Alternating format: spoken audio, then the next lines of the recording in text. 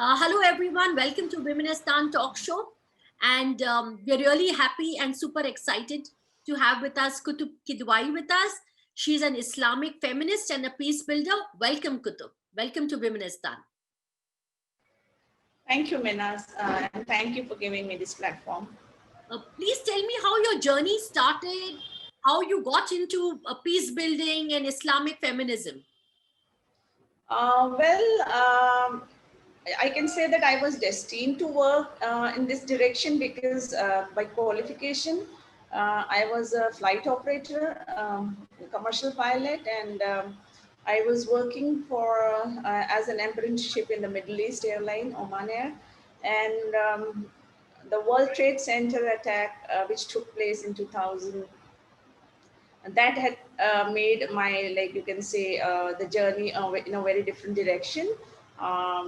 I was called back You're by my talking parents about 9/11? because, Are you talking about 9/11? yes, 9/11. Yes, 9/11. Because that the airport where I was working, especially for the private charter flights, it was managed by the British government, and they started scrutinizing our documents, and all those Muslim pilots were, made to sit for an inquiry after that. So my parents were very reluctant, and they don't wanted me to continue there. Once things get normal, then they told me to go and resume the work later on. So I was called back to India, but after coming back to India, things were changed into a very what do you So say? you were in the It was a US? very radical.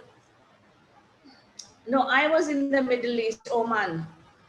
Okay. Yeah. Am I audible?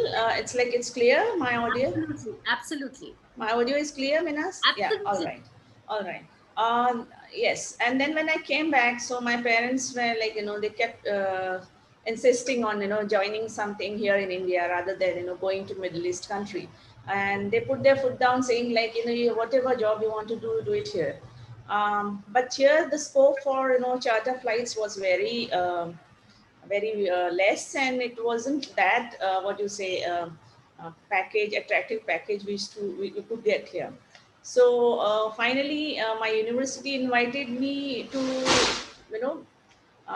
join as a lecturer, and because I was a topper student, I studied in SNDT Women University, and I was a very active student during my college and university days. So I thought, okay, let's try teaching, and then I will see what I should do. Teaching was not my what to say interest area. So I just happened to apply for a research scholar position, and that organization was actually of a very renowned Islamic scholar. In fact, I would say he was a champion of communal harmony in India, Dr. Asghar Ali Engineer. And uh, all I can say now that I'm blessed that I was able to um, become a part of his mission as a research scholar. But due to my inquisitiveness about women's status in Islam, and being a Muslim woman who was highly educated and was in a technical field, um, for me there were like so many things which was not convincing, in the sense like being a Muslim girl or a woman, how we are not, I mean, we are asked to compromise or sacrifice whatever our efforts and hard works and commitments are there. So Asghar Ali sir was quite happy to make me his student, in the sense he said like, why don't you just go through those literature, like I said, as far as I know, Quran is a source of oppression, because the way Muslim women have been treated in our society or in the world. So he said, first you try to understand what Quran says about the woman, and then you make your opinion or write about it. So he knew that the source of oppression was actually a source of liberation for the woman in Muslim women in the world. So he was quite sure, and then he trained me as one of his student, and he really, I trained under him for 12 years, studying all the theological literature, ahadith, books of sunnahs, and also researching on various issues of Islamic feminism during those course of time. And then I started writing article, and also I also I would say collected all the verses from the Quran, which talks about the law and rights for the woman. So I began with that small project where I collected all these verses from the Quran so that we use it during our workshops and training. And Asghar Ali sir used to take this, national level training for the women activist, journalist, lawyer on the issues of Muslim women's rights. And the outcome was very good after I developed that manual for the women about what Quran says about marriage law, maintenance law, economic rights, rights of inheritance and property rights, also the treatment to the woman. And there were like many practical, you can say, laws were existing in the Quran, which has been not been so much publicized by our ulama, or they are deliberately trying to hide those facts, which is there in the Quran. So we thought of, highlighting those truth which is existing in the Holy Book. And we started a campaign of, conducting all this workshop all over India. And I was in charge of those workshop, and also I was in charge of peace and conflict transformation program, which was meant for activists and students, and also for the women and youth. And basically that peace and conflict transformation program was intensive residential training programs for the people from all across India. And we focused on communal harmony and issues of communalism in India. And yes, during those time when I joined, I was very new when I joined the civil society movement in 2003. So Godhra riot has taken place in 2002, and we were part of investigation delegation fact-finding Can team. you tell me a little bit about the Godhra riots?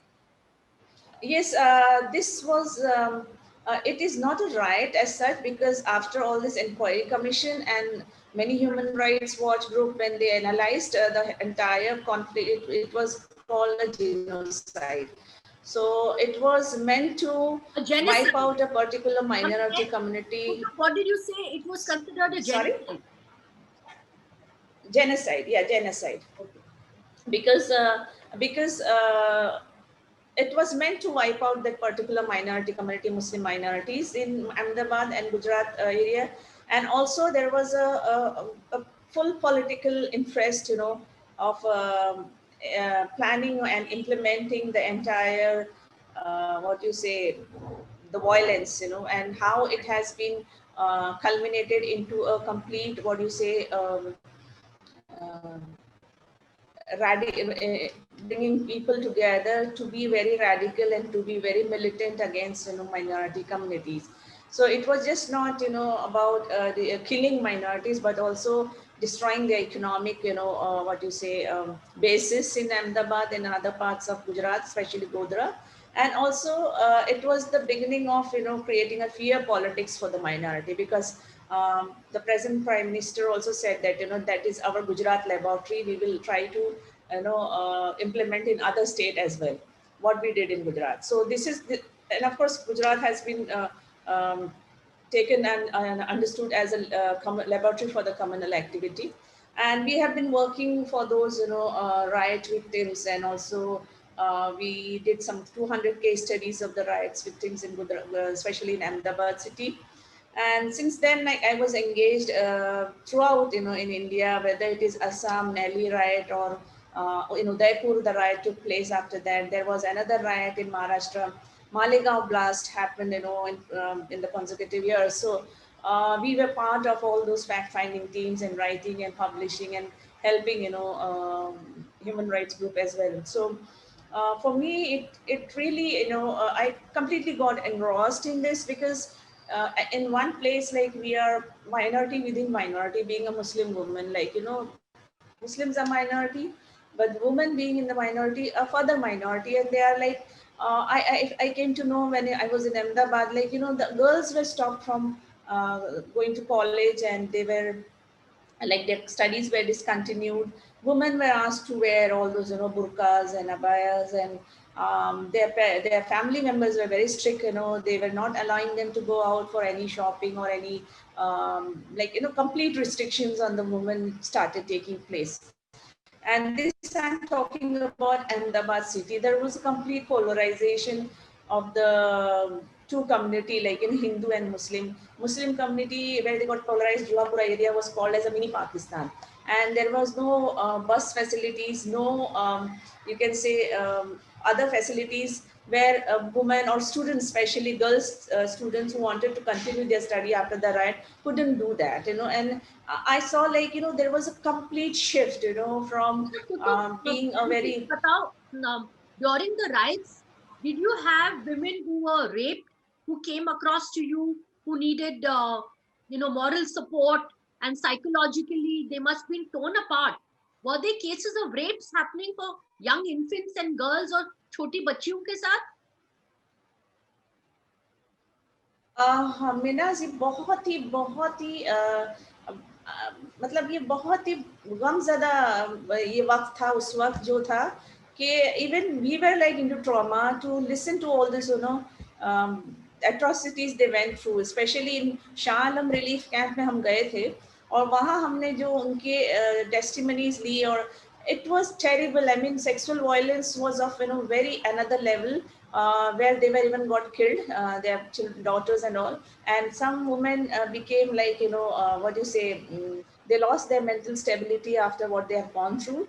And many women were deserted by their husbands and families because they thought कि अपनी honour खत्म हो गई है, इनके साथ बलात्कार हुआ है. तो ये सारे, अच्छा, I will tell you, Minaj, like those women who are now working as a project partner with me right now, they were also victim of Godhra violence. Now they have come out and now they are stood as a what you say, woman leader in the community, and they are handling the projects, on peace and justice. So हमने उनको वो चीज़ की opportunity बोलते हैं ना दिलवाई है कि if you are a victim, so don't be a victim, come out and stand out. You should not be ashamed of what you have gone through, or you should not feel like you are victimized, things you need to change by yourself. So they came out, they joined our, or like, all this NGO movement, and we helped them build their capacity by, recommending them for various training programs, for various capacity building programs. And now they are like full-fledged project leads in Gujarat, in Rajasthan, in all these places. And yes, now they are some, what you can say, role models for many of them in their community. So these, especially working with Dr. Asghar Ali Engineer under his mentorship, and also introduced to, what do you say, theological interpretation in a way where women are empowered through these, scriptures. That was the main interest of my work while working with Dr. Asghar. Also, yes, peace and justice, that was my, what do you say, one of forte, because we have been engaging, youth and everyone for these training programs and other things. Right now, I am into grassroots interfaith movement, which is like a US-based global organization. And my entire work, sorry? What's the global, Sorry? US global movements that you're talking about? Grassroots. United Religions, yeah, United Religions Initiative. It's an ECOSOC organization based in San Francisco. And I'm working as a regional head for Asia and West India. And yes, this work also engages me with lots of grassroots activists who are working for bridge building, communal harmony, and also we are dealing with human rights cases as well. Like अभी जो recently mob lynching के अलवर में cases हुए Mewat region में, वहाँ हम जाकर, yes, we are supporting families, we are helping them with some economic, what do you say, empowerment, in the sense like providing them with some help to start a small work or shops and all. We are also helping children of mob lynching orphans by providing them educational scholarship. Also, we are trying to engage a village, community member from the Mewat region. Mewat region, Menas, is a very still, like what you say, वहाँ औरत नजर ही नहीं आती सड़क पर. वो entire reason Jamaat Islami का मरकज़ भी है, और वहाँ के जो ट्रेडिशनल प्रैक्टिस है, तो वहाँ औरतों का बिल्कुल ही समाज में या माशरे में निकलना मंजूर नहीं है. But yes, because of my what you से एग्जिट थी कि वहाँ भी हमें पहुँचना है और इस चीज़ को हमें बदलना है. तो सो by the grace of God, I am successful now in Mewat also. Though the entire audience of 500, 600 people are male, but I am able to put my words and convey like this is not Islam, and we have to look towards more progressive, to have more education, and also your daughters are like valuable enough to contribute for the betterment of the society. So encourage them to go for a higher education and a professional education. तो वो भी काम साथ साथ चलता है. Reforms का काम विद इन मुस्लिम कम्युनिटी भी हम कर रहे हैं, औरतों के हवाले से, ख़वातीन के हवाले से. तो ये चीज़ें हैं, और इसीलिए मुझे काफ़ी अभी भी मेरी वो स्टडीज़ जारी है. I am still researching on various aspects of Quranic interpretation. Like I had written recently, I had written an article on reproduction right of Muslim women in Islam. तो उसमें भी फैमिली प्लानिंग के उस वक्त जब इमाम गजाली ने उसका पूरा एक डिटेल लिखा गया है कि Islam is never against family planning, in the sense Islam is more logical and reason and scientific, when it comes to these kind of issues, because there is a methodology of understanding Quran, like there are verses of Quran which is for muamalat, and there are verses for Quran which is for ibadat. तो हम इबादत की तरफ का हम नहीं बोलते, but muamalat है, the verses on muamalat which is like for issues and certain things which a human society go through.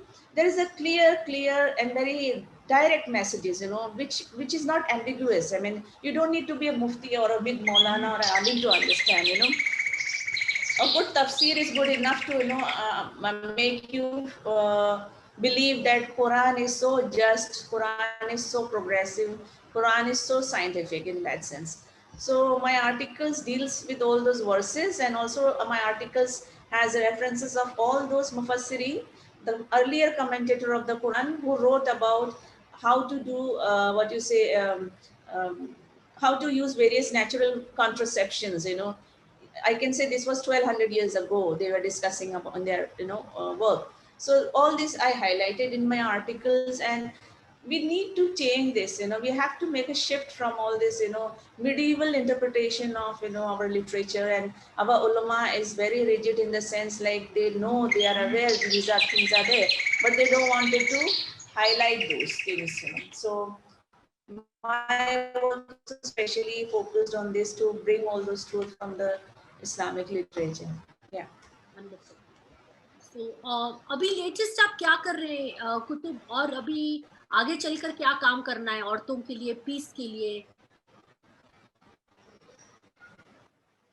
Yes, अभी लेटेस्ट तो अभी कोरोना में हमने काफी relief work, I was engaged in relief work in the sense distribution dry ration and nutrition pack and also sanitary pads, and we were also dealing with cases, right? Like my office is also dealing with women's cases, especially Muslim women. We Fridays, Saturdays dedicated for the cases from the community, because that is not part of our project. That is like my personal passion, to help these Muslim women. So we provide legal aid. I'm also part of a city core group for police reform movement from Commonwealth Human Rights Initiative. So we are also engaging high-level police corps, to understand women's issue, children's issue, and also some of our team from the office, they work with social service branch in Mumbai, helping traffic girl to rescue.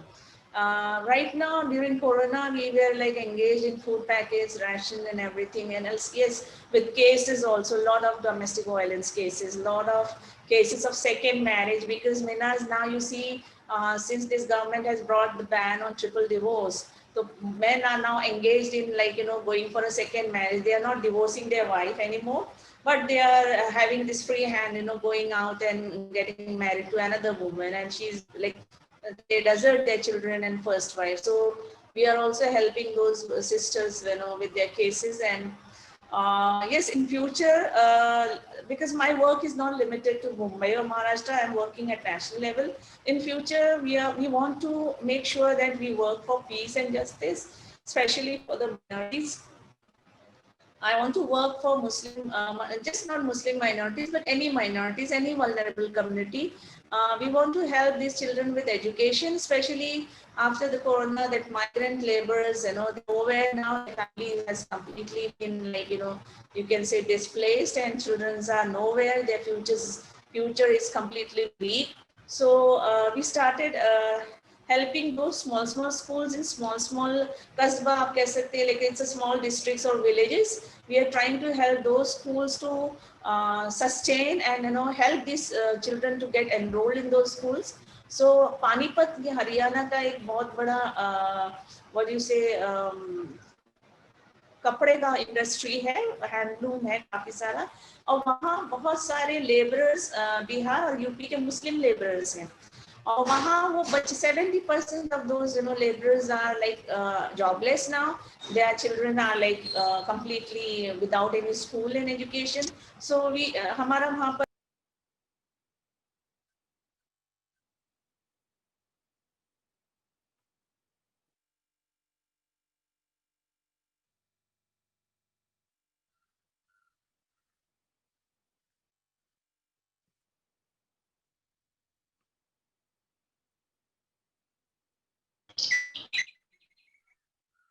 या cut गया था, come again, yeah, come,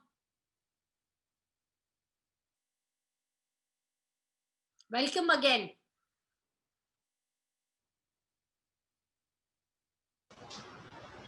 जी cut sorry गया, come again. yes, signal was a bit weak. Yeah. So in Panipat, Haryana, which is a small city, we are helping that one school which is dedicated to Altaf Hussain Hali. He's one of our very famous, renowned poet and freedom fighter of 18th century. उन्हीं के नाम से वो trust school है, so we are trying to help those children in that school. Then we are also helping Jaisalmer and Bardmer, which is very border area, and there are like Muslim villages in Jaisalmer which are unable to access even road or leave alone going to school, but for drinking water also like they have to walk miles and miles to get those necessities. So we are also trying to help those community villages in border areas of Jaisalmer and Bardmer. Yes, in Ahmedabad, we are full-fledged working with the community women and other organization, and we are working on communal harmony issues. And what I say that now the present challenge of right-wing government and the whole systemic what you say change has happened. Our role has increased, and we have to give much more. I mean, we have to accelerate our efforts. तो non-Muslim Yes. women also, do you help them, or ऐसा नहीं हो कि भाई we are only looking after our religion? I'm basically, I believe a lot in humanity. When I give, I don't know about the religion impact at all. I mean, that is one Yes, topic. Minas, So are you we are also very giving, second. in the name of humanity, to other religions too? Yes, of course, Minas, we are very secular in our work. We are, in fact, hardcore secular, I would say. That's very Even my women, yeah, we have women leaders from other community as well, like Hindu, Buddhist, Christians, and yes, we have also NGO activists, grassroots level activists who are from other religion, and we represent those diversities in URI, especially in United Religions Initiative, when we ask them to become a group. So our first mandatory what you say condition is like we want people from different community representing in the group. It should not be only Muslim or a Hindu group, but you should represent at least 3 minimum religious group in your group. And this is how we are working, because we are of course working for a bridge building, and we have to what you say set an example for the community by making it possible. So yes, we are working with many other non-Muslim groups. In fact, they are much more committed and dedicated towards peace and justice compared to our community members. wonderful. So, Yeah. tell me about uh, the more work that, the further work that you're planning to do post COVID. I mean, ye COVID abhi to, I think another 2 months or 3 months, it should be 90%, the vaccinations are coming in. Do you have the support of the government for distribution of vaccinations? Are you tying up with somebody? Uh, Are you looking forward to tying up? Uh, yeah, Minas, we are not into health right now in the sense like that. Those were the like emergency situation where we are not even having a charity profile. Like our organization is doesn't have a charity profile or a health profile. But and to engage with the government department, you have like all those what you say requirements of locally registered organization. Then you should be like Niti Aayog registered, and there's so many criterias which we are not part of. But our work will be more focused on creating employment and also helping this community which is affected with education. So my two areas of work will be like I'll be highly focusing on these two aspects. First of all, creating employment for any community member from vulnerable community, low economic background, and supporting education of the children. So yes, and I'm going to do traveling because only during lockdown I was in Mumbai. Otherwise, I make sure that I am with all my project partners in Rajasthan, in Madhya Pradesh, in Gujarat, and yes, there are other international traveling also happens in between. Um, Regarding this Islamic feminism movement and all. So yes, we are going to be more like now accelerating our efforts, after this couple of months. Yeah. I have a question very important that is always there in the back of my head about polygamy and inheritance for Muslim women. So now that this triple talaq thing is taken the whole country by storm, and people are now getting into second marriages, how do we stop it? How do we stop polygamy? And how do we fight for women's equal rights and inheritance from their parents? Or inheritance, the right amount should be probably stipulated for certain sectors. Like if we could, just a thought that came to my mind is, a person who's extremely wealthy should have a certain criteria for a meher. A person who is on the lower middle class should have a certain criteria which should be determined by a group of individuals or Sharia, or by all the women together, all the men together in India. It shouldn't be that the super rich are also giving a very petty amount for the meher, or the very poor are being taxed with a very high amount. So there has to be some kind of systems in Yes. place. And number one. Number two, about polygamy. Is there a way forward that we can stop polygamy in India? Yes, Minas, let me answer your first question. Um, well, if you see, there is the Muslim personal law in India is not completely codified. It is like only few laws under 39 Shariat Application Act is codified. One is like Dissolution of Muslim Marriage Act, and the second act is the Muslim Women's Protection Act 1986. And in 1986 Muslim Women's Protection Act, they have amended, and they had introduced this triple divorce ban. My book, this Codification of Muslim Personal Law, has got extensive research done about what we want in the law under Muslim personal law or family law. So first of all, about the meher, which you said, like, there should be certain criteria and also a parameter where we can fix the meher. Yes, in many Muslim countries, they have this, like their Shura Council is quite, progressive in the sense, the meher should be minimum 3 years of income of the husband. And if the husband is a millionaire, then also the 3 years of income he should, registered as meher. Or if a husband is a like thela chalane wala, he's a laborer, then also minimum 3 years of his income should be a meher. But you see, Quran has never limited meher in its one of the verses, which says walau kana kantara, which means that अगर आप शौहर से सोने का पहाड़ मांगो तो मेहर सोने का पहाड़ भी लिखाया जा सकता है. And there is an entire asbabul nuzul behind it. There is a context of that verse, why it was revealed. I think when we have like some detailed discussion, I will also share like how it has been the occasion of revelation of that verse. असबाबुल नुज़ूल जो है वो ये कहता है कि जब अल्लाह ने महर का हक ये लिमिट रखा है कि जहाँ सोने का पहाड़ भी मांगा तो दिया, that means it has a very strong place in निकाह.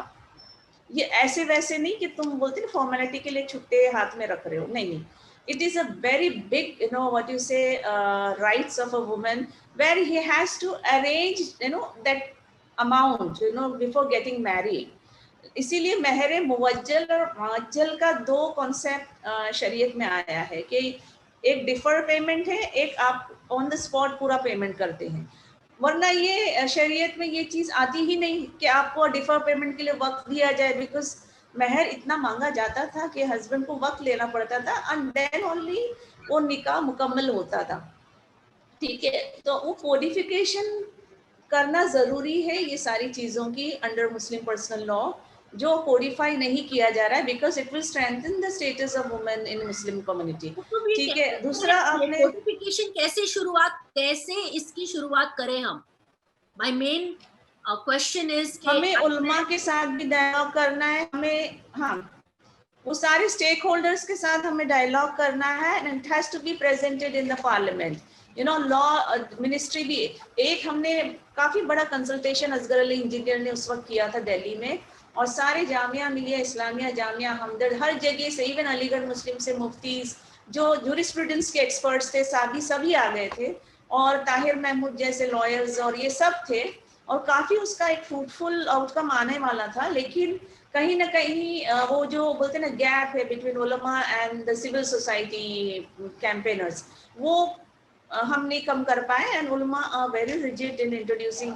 In fact Muslim personal law board तो अपने आप को काफी अथॉरिटी समझता है, but they are not representing the Muslim, they are just a private body, they are not anything had to do as a mandatory body for the Muslim. लेकिन वो हर कोशिश नाकाम करते हैं या वो बिल्कुल उस चीज को इंट्रोड्यूस नहीं करना चाहते. तो हमारे पास यही रास्ता है कि let's keep our what you say whatever drafting and जो हमने रिसर्च किया है directly to the government, recommend to the law ministry and make sure कि सारे वुमेन ऑर्गेनाइजेशन या जो मुस्लिम एक्टिविस्ट हैं उस चीज को पुश करें. That's Kutub, wonderful idea. And you have such wonderful women as Noor Jahan and Zakia and the whole gang who can support you. I'm there. I'm completely with you. Please do let me know if there's anything. And I hope this interview reaches to so many people in India that they realize the plight of Muslim women, what they are going through because of the Muslim personal law, or jo zindagi mein aap polygamy.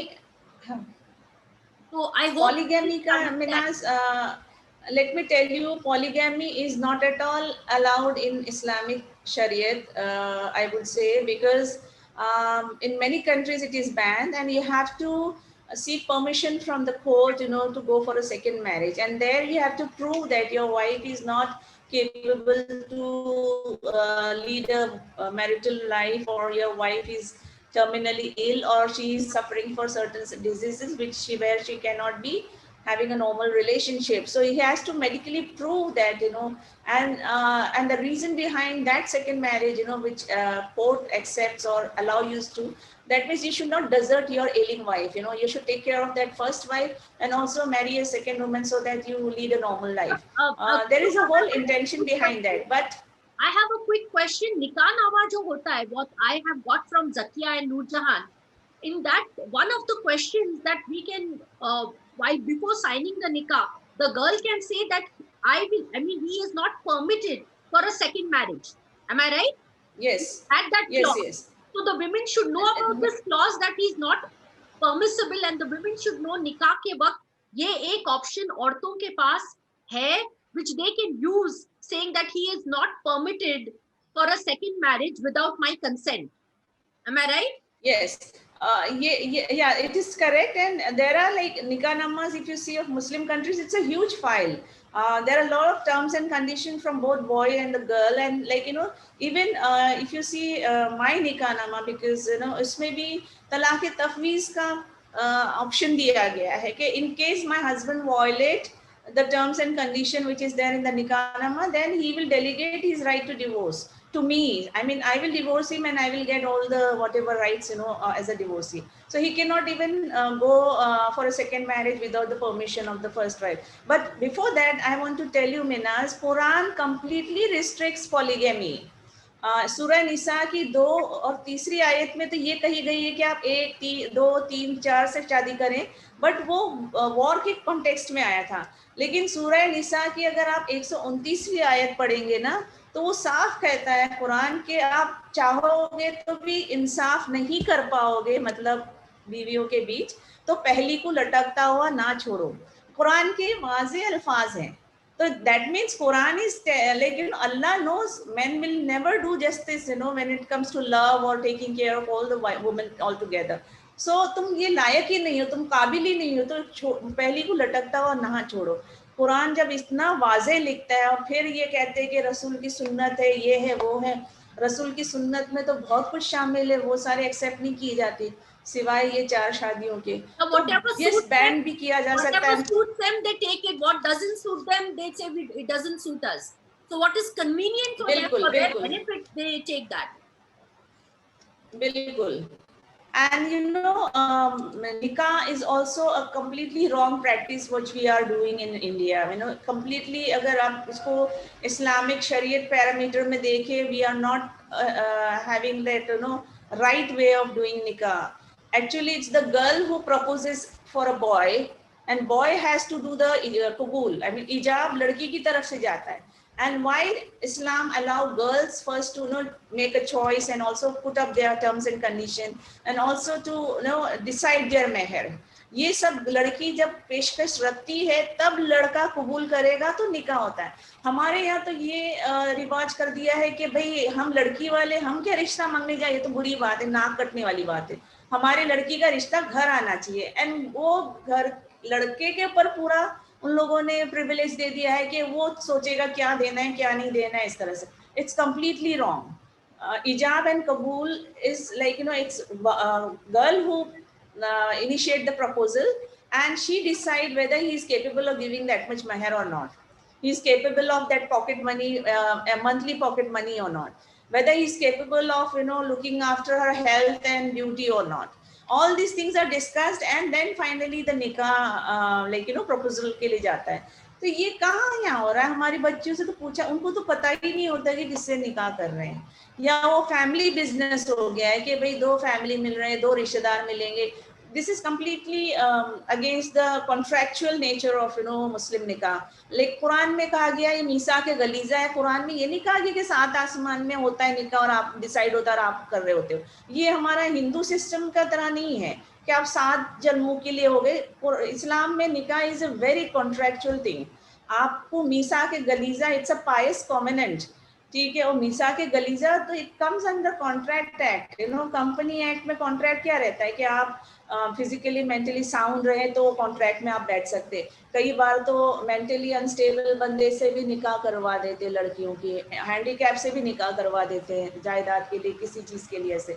और उसमें बहुत सारे चीज़ें ऐसी है कि under as नहीं होना चाहिए दोनों पार्टी अंडर कॉन्ट्रैक्ट.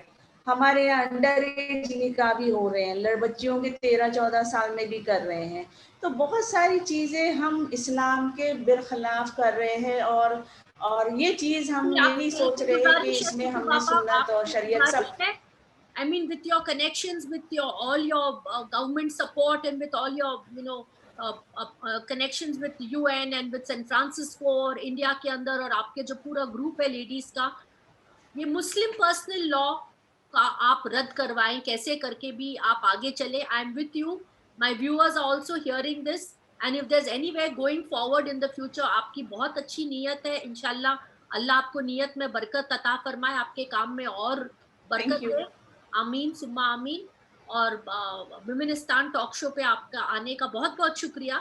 और इंशाल्लाह आपसे जल्दी मुलाकात होगी. आप बॉम्बे में हैं फिल वक्त, कहाँ पर हैं आप? Yes, I am based in Bombay and Goregaon West में ऑफिस है. So you're welcome to visit us. जी जरूर. तो इंशाल्लाह आपसे जब मैं आऊंगी बॉम्बे तो जरूर मुलाकात करूंगी. और आप ये इतना अच्छा काम कर रहे हैं, ये बस आप इसमें अल्लाह आपको बरकत दे और ये काम जारी रखें। और मेरे हक में कोई भी आमीन। वो चीज, दुआ हो या काम हो, आप बताएं हक से, आप बड़ी आपाएं, I am there for you. Thank you so much, and that's very kind of you. Hopefully we will. Thank you so much. आपा आपा आपा नहीं बुलाए, ज्यादा बेहतर होगा कुतुब बुलाए। I have very like beautiful name my parents gave me. Okay Kutub, okay, all right, Kutub, yes. Thank you, जज़ाकल्लाह, thank you so much. All right, Menas. Yeah, thank you so much. Take care. Stay blessed. Bye bye.